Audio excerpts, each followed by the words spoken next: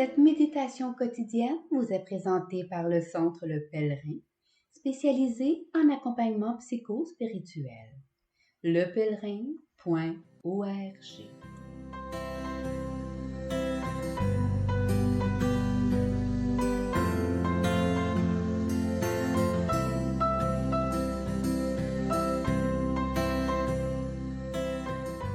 Évangile du lundi 12 décembre.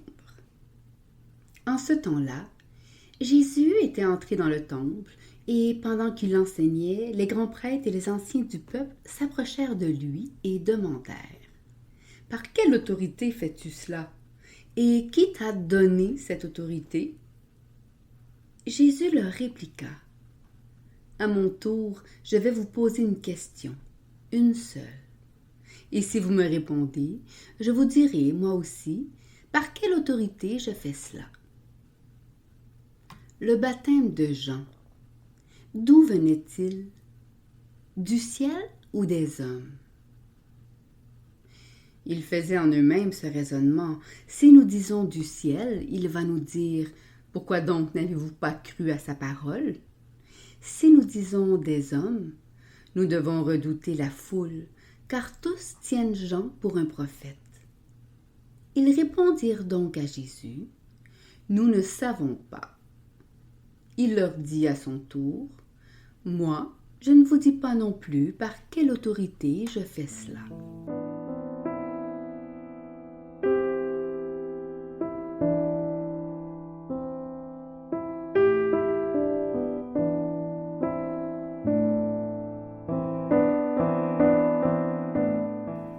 Méditation. Les grands prêtres et les anciens du peuple, c'est-à-dire les plus hautes autorités religieuses d'Israël, questionnent Jésus quant à l'origine de son autorité. Quel titre peut-il présenter pour légitimer ses actions merveilleuses?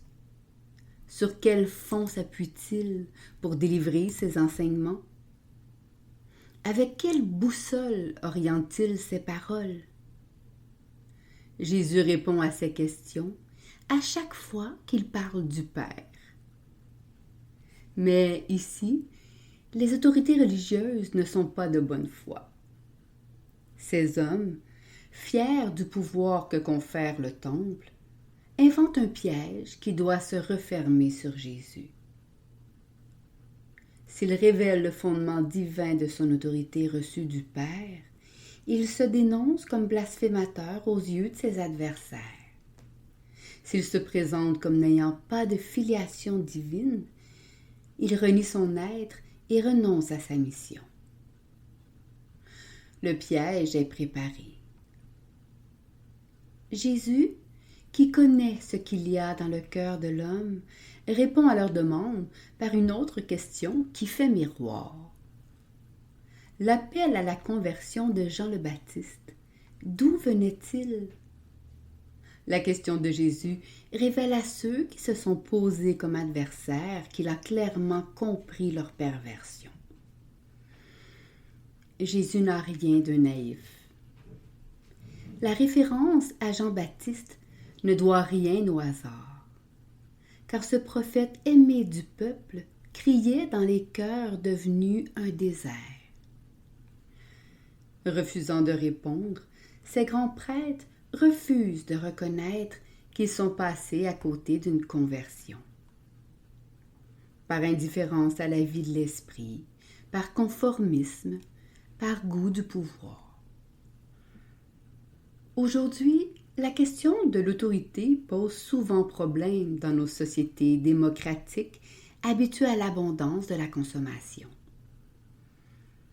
Quelle est l'autorité? Quelle est l'autorité de Jésus sur notre vie? Cette simple question hérisse des critiques, tant le soupçon qui siffle au cœur de l'homme accuse la bonté de Dieu.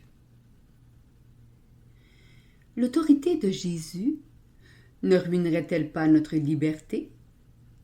Si Dieu existe, l'homme ne peut être libre, affirmait l'anarchiste russe Bakounine.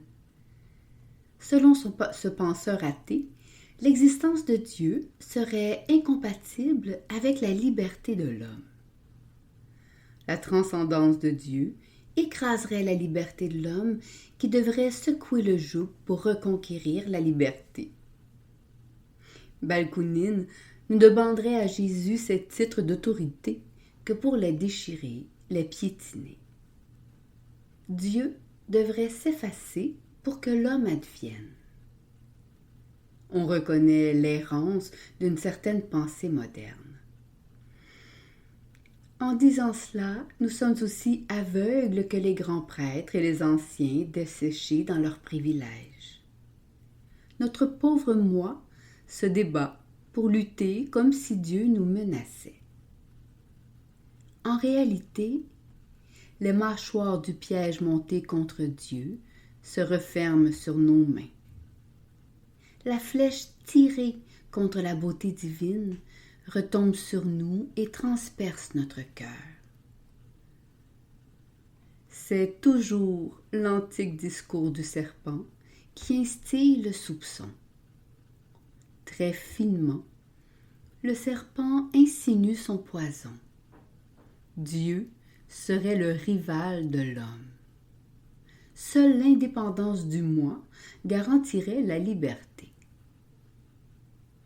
Mais Jésus refuse d'entrer dans le jeu pervers de ses adversaires. Peut-on convaincre ceux qui refusent la parole? Ceux qui se ligotent dans l'idée que Dieu est mauvais, écoutent-ils la parole qui libère? La liberté divine ne se laisse pas encercler par les machinations et les intrigues. Moi, je ne vous dis pas non plus par quelle autorité je fais cela.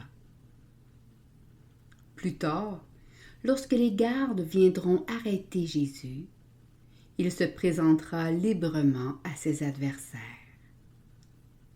Jésus reprendra le nom de Dieu dans l'Exode. Je suis. Et cette liberté de Dieu fera tomber les soldats.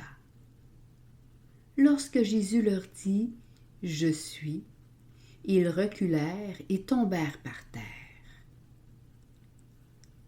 Le silence de Jésus lors de son procès permettra le déchaînement des violences et la résurrection montrera l'impuissance de ce déchaînement violent. Dans notre cheminement de l'avant, nous avançons vers l'enfant Dieu. Dieu nous parle dans le silence. En effet, le signe donné aux hommes est un enfant couché dans une mangeoire.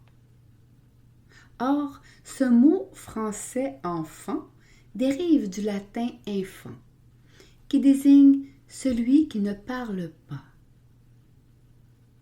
La parole offerte à notre admiration ne parle pas. La parole qui vient habiter parmi nous choisit le discours éloquent d'une vulnérabilité de bébé pour parler à notre cœur.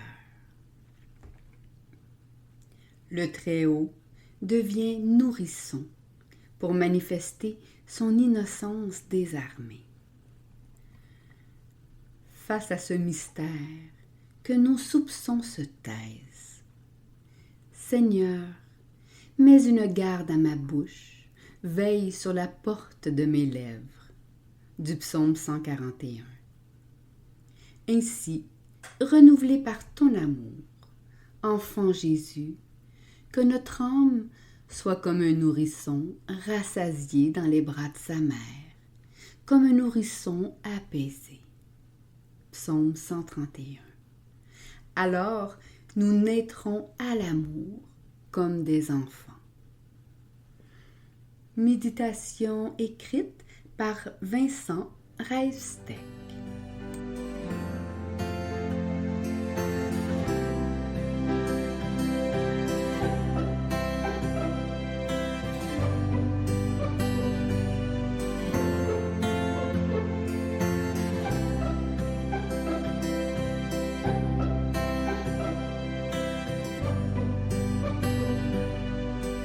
Le Centre Le Pèlerin est fière d'offrir depuis plus de 20 ans un service d'accompagnement ainsi qu'un certificat universitaire en accompagnement spirituel.